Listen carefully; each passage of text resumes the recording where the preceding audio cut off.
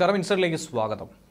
നടൻ മോഹൻലാൽ അല്ല, lieutenant colonel Mohanlal ഇപ്പോൾ വയനാട് സന്ദർശനത്തിലാണ്. അദ്ദേഹം സൈനിക വാഹനത്തിൽ ഇപ്പോൾ ടെറിട്ടോറിയൽ ബേസ് ക്യാമ്പിലെത്തി സൈനിക ഉദ്യോഗസ്ഥരുമായി സംസാരിച്ച് സ്ഥിതിഗതികൾ വിലയിരുത്തുകയാണ്.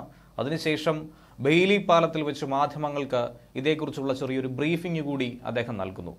നടൻ മാത്രമല്ല, ലഫ്റ്റനന്റ് കേണൽ കൂടിയാണ് അദ്ദേഹം എന്നുള്ള തിരിച്ചറിവിന്റെ അടിസ്ഥാനത്തിലാണ് സൈനിക വാഹനത്തിൽ, സൈനിക വേഷത്തിൽ, സൈനിക യൂണിഫോമിൽ മേജർ രവിക്കൊപ്പം സംഭവ സ്ഥലത്തേക്ക്, ദുരന്ത മേഖലയിലേക്ക് എത്തിയത്. ഉരുൾപൊട്ടലിൽ നാശം വിതച്ച ഇടങ്ങളിലൊക്കെ അദ്ദേഹം സന്ദർശനം നടത്തി കാര്യങ്ങൾ മനസ്സിലാക്കുകയാണ്. ഏകോപനം കൂടുതൽ കാര്യക്ഷമമാക്കാനുള്ള നിർദ്ദേശങ്ങളൊക്കെ അദ്ദേഹം നൽകുന്നുമുണ്ട്. ചുരൽമലയിലേക്കും പിന്നീട് മുണ്ടക്കയിലേക്കുമാണ് അദ്ദേഹത്തിന്റെ സന്ദർശന ഷെഡ്യൂൾ നിലവിൽ തയ്യാറാക്കിയിരിക്കുന്നത്.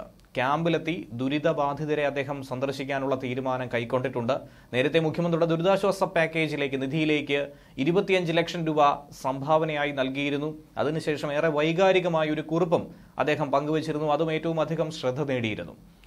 ഇന്ന് രാവിലെയാണ് അദ്ദേഹം മുംബൈയിൽ നിന്നും നാട്ടിലെത്തിയത്. തുടർന്ന് വയനാട്ടിലേക്ക് യാത്ര തിരിക്കുകയായിരുന്നു. വയനാട് ജില്ലയിലെ മേപ്പാടിയിലെ മുണ്ടക്കൈ ദുരന്തഭൂമിയെ മനസ്സിലാക്കാനും അവിടെ ദുരന്തം അനുഭവിക്കുന്നവർക്ക് ആശ്വാസം പകരാനുമായിട്ടാണ് മോഹൻലാൽ അവിടേക്ക് എത്തിയിരിക്കുന്നത്. രക്ഷാപ്രവർത്തനം 6 സോണുകളിലായിട്ടാണ് ഇപ്പോൾ ക്രമീകരിച്ചിരിക്കുന്നത്. ഇനിയും നിരവധി ആളുകളാണ് മണ്ണിനടിയിലും ഒറ്റപ്പെട്ടുമായി കിടക്കുന്നത്. അവരെയൊക്കെ തന്നെ രക്ഷപ്പെടുത്തി കൊണ്ടുവരേണ്ടതുണ്ട്. നിരവധി മൃതദേഹങ്ങൾ തിരിച്ചറിയേണ്ടതായിട്ടുണ്ട്. രക്ഷാപ്രവർത്തനം നടത്തുന്നവരെയൊക്കെ തന്നെ സല്യൂട്ട് ചെയ്യുകയാണെന്നും മോഹൻലാൽ വ്യക്തമാക്കിയിട്ടുണ്ട്. ദുരന്തമുഖത്ത് ധീരതയോടെ അക്ഷീണം തങ്ങളുടെ പ്രവർത്തനങ്ങൾ നടത്തുന്ന നിസ്വാർത്ഥരായ സന്നദ്ധ പ്രവർത്തകർ, പോലീസുകാർ, ഫയർ ആൻഡ് റെസ്ക്യൂ, NDRF, സൈനിക സംഘങ്ങൾ, സർക്കാർ ഉദ്യോഗസ്ഥർ തുടങ്ങി അക്ഷീണം പ്രയത്നിക്കുന്ന ഓരോ വ്യക്തിയെയും താൻ അഭിവാദ്യം ചെയ്യുന്നുവെന്നും ചൂണ്ടിക്കാണിക്കുന്നുണ്ട്. ദുരിതാശ്വാസ ദൌത്യത്തിൽ മുൻനിരയിൽ നിന്ന് എന്റെ 122 ഇൻഫൻട്രി ബറ്റാലിയൻ TA മദ്രാസിന്റെ പ്രയത്നങ്ങൾക്ക് ഞാൻ നന്ദി അറിയിക്കുന്നുവെന്നും വ്യക്തമാക്കിയിട്ടുണ്ട്. മുൻപും നമ്മൾ ഇതുപോലുള്ള വെല്ലുവിളികളെ അഭിമുഖീകരിക്കുകയും കൂടുതൽ ശക്തരാവുകയും ചെയ്തിട്ടുണ്ട്.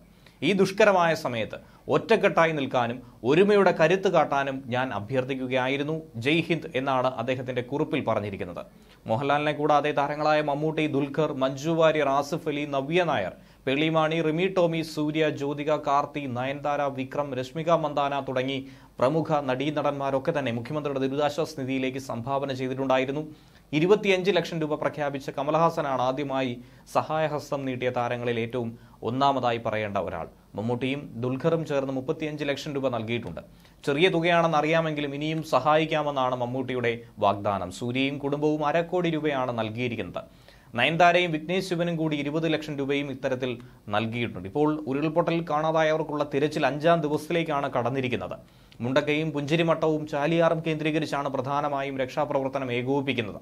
രക്ഷാദൌത്യത്തിന് കരുത്തായി റഡാർ ഉൾപ്പെടെയുള്ള ആധുനിക ഉപകരണങ്ങളും സംവിധാനങ്ങളും സാങ്കേതിക സഹായങ്ങളുമൊക്കെ ഈ മേഖലയിൽ എത്തിച്ചിട്ടുണ്ട്. ഉരുൾപൊട്ടലിൽ മരിച്ചവരുടെ എണ്ണം 344 കടന്നിട്ടുണ്ട്. ദുരന്തത്തിൽ ഇതുവരെ 30 കുട്ടികൾ മരിച്ചുവെന്ന ഔദ്യോഗിക സ്ഥിരീകരണം പുറത്തുവരുന്നുണ്ട്. 146 പേരുടെ മൃതദേഹം ബന്ധുക്കൾ തിരിച്ചറിഞ്ഞു കഴിഞ്ഞു.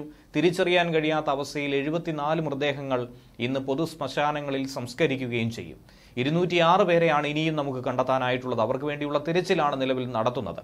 82ഓളം പേർ ഇപ്പോൾ ആശുപത്രിയിൽ ചികിത്സയിൽ കഴിയുന്നുവെന്ന വിവരവും ലഭിക്കുന്നുണ്ട്. 91 ദുരിതാശ്വാസ ക്യാമ്പുകളിലായി 9328 പേരാണ് കഴിയുന്നത്. 640ഓളം പേരാണ് തിരച്ചിലിൽ ഇപ്പോൾ പങ്കെടുത്തുകൊണ്ടിരിക്കുന്നത്. ദുരന്തഭൂമിയെ 6 മേഖലയായി തിരിച്ചായിരുന്നു കഴിഞ്ഞ ദിവസത്തെ തിരച്ചിൽ. പട്ടാളം, NDRF, DSG, coast guard, navy, MEG ഉൾപ്പെടെയുള്ള സംയുക്ത സേനയാണ് തിരച്ചിൽ നടത്തിക്കൊണ്ടിരിക്കുന്നത്. ഓരോ ടീമിലും പ്രദേശവാസിയും വനംവകുപ്പ് ജീവനക്കാരും ഒക്കെ ഉൾപ്പെടുത്തിക്കൊണ്ടുള്ള ഒരു പ്രത്യേക സന്നാഹമായി തന്നെയാണ് മുന്നോട്ട് പോകുന്നത്. ഒപ്പം കേരള പോലീസിന്റെ K9 സ്ക്വാഡിൽപ്പെട്ട 3 നായ്ക്കളും കരസേനയുടെ K9 സ്ക്വാഡിലുള്ള 3 നായകളും ദൌത്യത്തിൽ പങ്കെടുക്കുന്നുണ്ട്. ദൌത്യത്തിന്റെ പ്രത്യേക പരിശീലനം സിദ്ധിച്ച നായകളാണ് തിരച്ചിലിനായി ഒപ്പം കൂടിയിരിക്കുന്നത്. ന്യൂസ് ഡെസ്ക്, മലയാളി വാർത്ത.